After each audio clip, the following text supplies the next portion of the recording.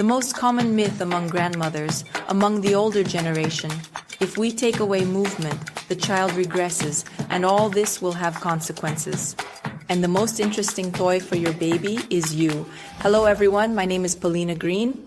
On this channel, you'll learn everything about a child's first year of life. Today, I'll share with you mistakes almost all parents make in the first year. And unfortunately, if you are making these mistakes, it will inevitably affect the development of the child. Therefore, watch this video to the end to develop consciously. I have selected the top 5 most common mistakes new parents make. And the first mistake is not laying the baby on the tummy. The safest position for infants is on their stomach. This way, they feel the center of their body, their hands and feet are where they are safest, they feel the cyclicity, just as in the mother's womb.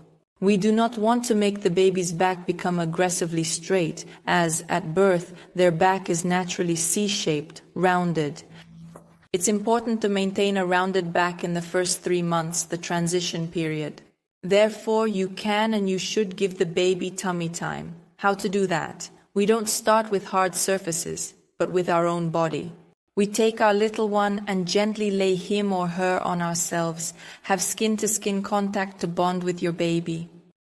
When your skin touches the skin of your little one and they feel your breath, synchronize with you, you warm them with your body, and that is how they truly feel safe. Start first with your body, then try using such soft surfaces as, for example, a bed or a couch, or some sort of a soft mat, preferably 3 centimeters, 1 inch thick. This way, the little one will also feel safe. But remember, it is very important to also lay the baby on their back and sides to maintain body symmetry. A baby is born without understanding where their body begins and where it ends. The whole body is unknown, and they have not yet become acquainted with it. That's why they need to familiarize themselves with their body through pressure. They feel it when touching surfaces with different body parts. After which, when the baby is confidently lying on a soft surface on his stomach, you can move to the floor and start what is called floor life. And I would like to ask you something here. My channel is also developing like a baby, and it's very important for me if you subscribe. You can click the subscribe button and then click on the bell to get notifications and be the first to see useful videos about the baby's first year of life. And we move on to the second mistake, not responding to the baby's needs. Very often I hear such a request from parents. I don't know what to do with my baby. They are constantly crying. I want to run away from them. I don't know how to react. Why have I already done everything but nothing has helped? Parents often emotionally regress when a child cries a lot. It scares them, and they try to quiet the baby somehow, specifically by giving them a pacifier, or, for example, responding to the need with breastfeeding only, or even leaving the baby to cry it out. This is inhumane and wrong, and all of it will have consequences. It's necessary to meet a newborn's needs consistently and warmly in the first 3 months of his life so that they can gain this crucial sense of trust in you as an adult. You lay this foundation in the first months of life, during the gestation period, and it will define if your child will trust not just you but also the world. In order to meet the needs of an infant, ask yourself a question. What might your baby want? Maybe they feel pain, or maybe they are tired. You can make daily notes and compare them from day to day to find patterns. You will notice specific signals are being repeated, such as when they feel pain, they turn completely red, their body tenses up. When they get tired, their eyes become glassy, their mouth is oval-shaped, and they start crying non-stop. And if they feel discomfort, they begin to grumble.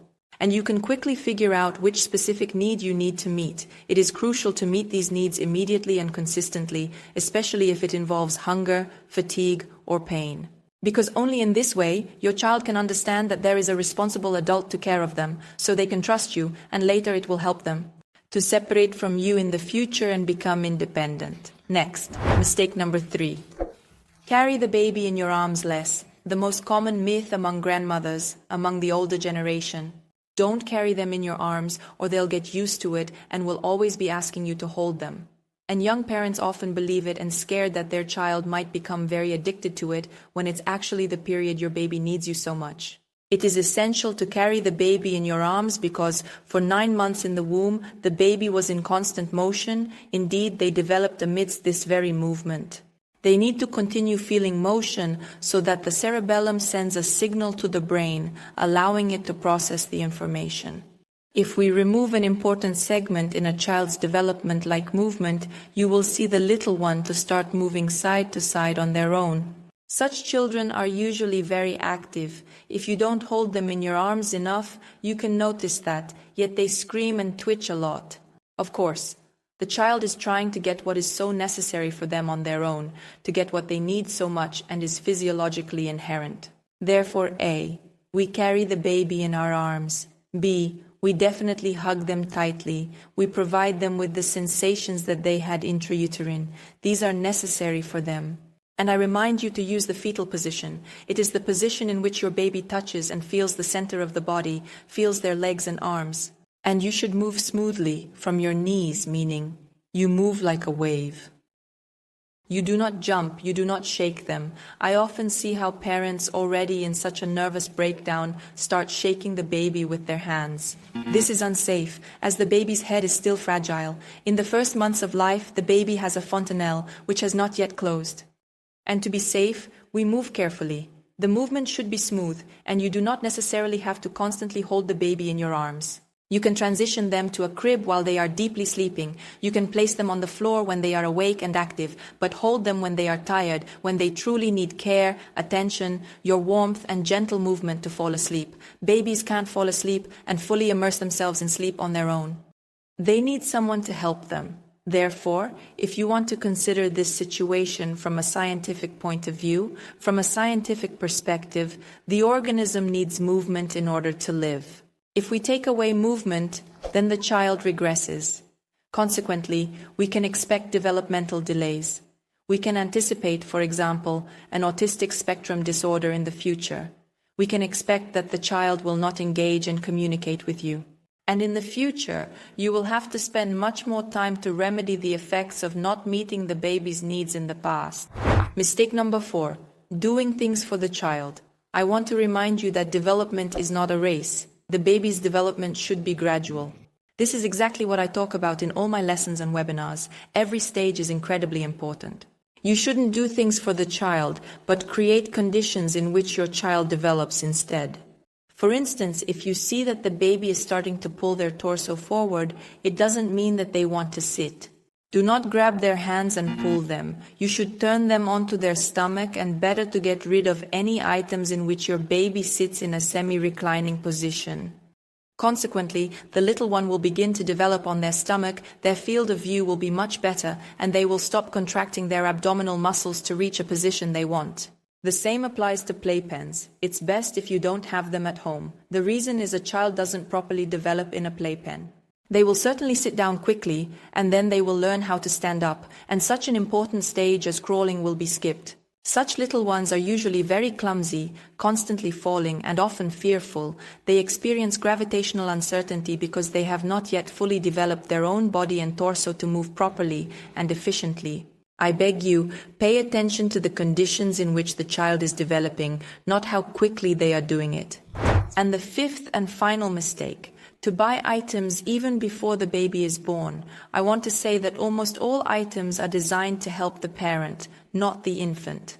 That is, they are needed to free up your hands, to replace you in the role of a parent, and that's okay. Of course we can use them, but everything in moderation. No item can replace you. No item can nurture your little one as you can indeed. Remember that the most interesting toy for your infant is you. Interaction with you, the reaction you can give to their emotions, that's what matters. This is exactly how the little one learns to imitate you.